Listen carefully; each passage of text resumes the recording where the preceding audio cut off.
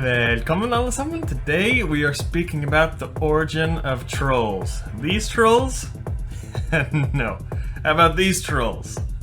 Nope, not even those. These trolls? Nope. Okay, well how about these trolls here? No, not even them. I'm talking about an incredibly ancient Norse word that was used to describe certain spiritual beings that were a very important part of our beliefs in the north of Europe. And I'm going to tell you about the origin and evolution of what we all know as trolls today. So we'll start with the etymology. We see this Old Norse word troll. It can be used in the old text as giant being, an evil spirit, or monster. Some speculate that it originally meant a creature that walks clumsily. This pops up in kind of Old Norse sagas and things like that, but it derives from the much older Proto-Germanic trulzan or trulzanan, to sing or full rolling voice, or perhaps walking slowly and clumsily. But remember, Proto-Germanic is a reconstructed language, so we're not 100% sure, but that's at least the theory of where that word comes from. It also has some parallels that you see here in a lot of related languages. So here's the thing about trolls. It's a very, very old word, but we don't really start to see it popping up until the 13th century. And that's when we start to see it in a lot of these Norse sagas telling about Viking times. Old sagas tell of trolldommer, which basically translated means witchcraft, troll bulls, boar trolls, there were troll maidens, troll wives, troll men, troll women. They all referred to like kind of a witch or wizard, usually in kind of a negative way. There was also the troll drum, used in Lappish or Sami magic rites.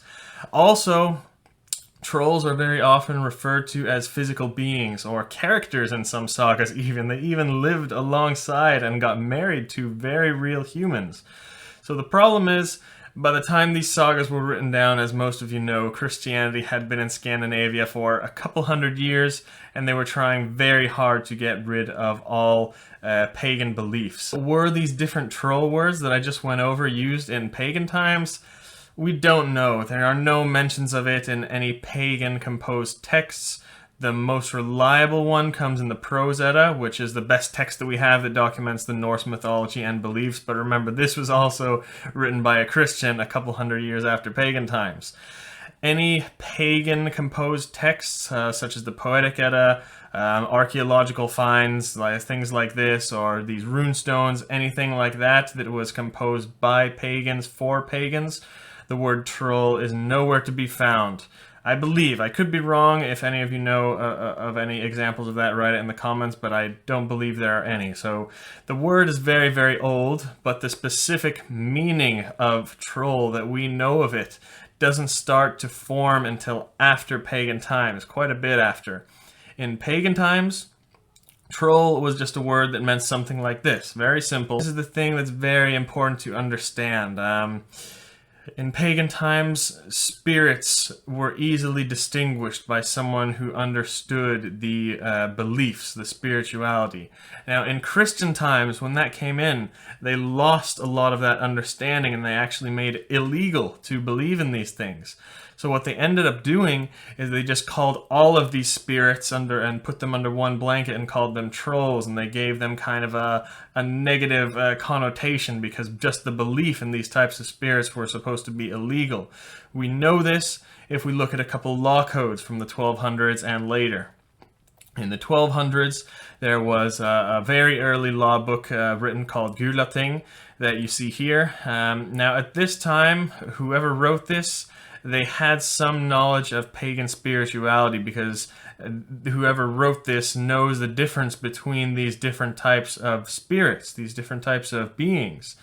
But some of these law codes that were written from right around the same time and a little later, you can see here they lost all understanding of what these spirits were. All these law books, they simply said that it was illegal to väcka troll, so to wake up troll spirits. All of these spirits here elves, ancestral spirits, land spirits, dwarves, even gods, all those kinds of things. Everything was kind of distinguished in pagan times, but in Christian times, when the belief in those became illegal, they were all kind of brought under one umbrella, and they were referred to as trolls and painted in a very negative light. You could actually just get the death sentence if you were just going outside at night and people believed that you were contacting these spirits or trolls. Trolls eventually, a few hundred years later, they turned into the folk tales and depictions and the evil, ugly trolls that look like this that we all know. Crazy stories written by people who probably did not understand what they were listening to in all these tales that were told in remote villages all around Scandinavia. But if we today have some understanding of pagan spirituality, and we can see the symbolism in a lot of these folk tales, these very late on composed fairy tales, we can really get a good insight into pagan beliefs and how these originated. Trolls in the folk tales are just a bunch of ugly, clumsy, mischievous beings at first look, but if you understand the differences between the certain trolls and the types of spirits that were believed in pagan times, you can see what these folk tales, what the trolls there originally represented. Some were ancestral spirits, some were land spirits, dwarves, so on. Maybe even some were gods and all of these other spiritual beings. Some were helpful, and some were mischievous. And this explains how in some sagas written about pagan times, trolls were able to contact and even live around certain real humans, usually witches, and even get married to them. And these trolls that are so popular in Scandinavia, you will find them in pretty much any Scandinavian house, especially Norwegians. This is just a painting by my grandmother. She's a good painter, and this is, like I said, trolls are everywhere. It's really kind of the older generation who are still doing things like this and still keeping trolls in their houses. All Scandinavians, at least Norwegians, their grandparents, they're going to have some trolls in their house, and it was a tradition for many, many hundreds of years. Unfortunately, it's dying out now, but I'd like to bring this back, because trolls are not that ugly. They can be pretty too, and they're really... You know, they are not that mischievous, and they're not what we paint them out to be in our fairy tales all the time. So trolls can be many, many different spiritual entities, and the people that we called troll-wise, the people that we referred to as trollkunnig or something like that, any of these words here, for more than 1,000 years, they are the ones who are simply skilled and knowledgeable at contacting these different types of spirits and energies and using them to help with their magic practice or their offerings or good luck or whatever. It can be any kind of thing. And that is all magic is in the Norse belief system. That's all magic is in many tribal cultures around the world, actually. The ability to contact certain spirits or energies and use them for benefit. There are many, many different types of magic all around the world, and in the Norse world.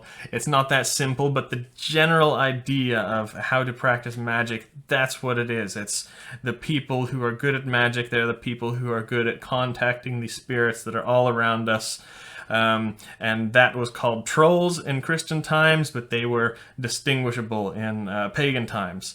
Unfortunately, today, all of this Harry Potter and New Age hippie crap in the past 60, 70 years and all these books being written by these people, they have a very poor understanding of how native European magic works, and they're just spreading lies, most of them. There are a few good ones. There are a few great modern practitioners.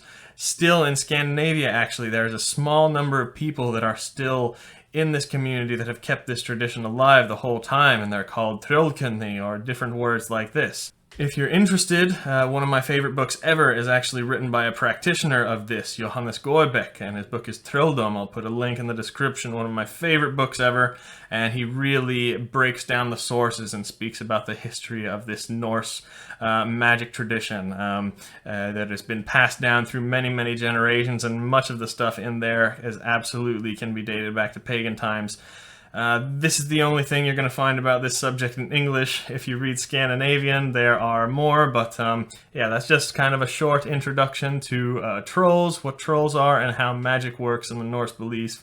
Lots more to come in this subject, so hope you enjoyed. I think probably all of you learned something new here, but that's all for today. Vi ses nästa gång.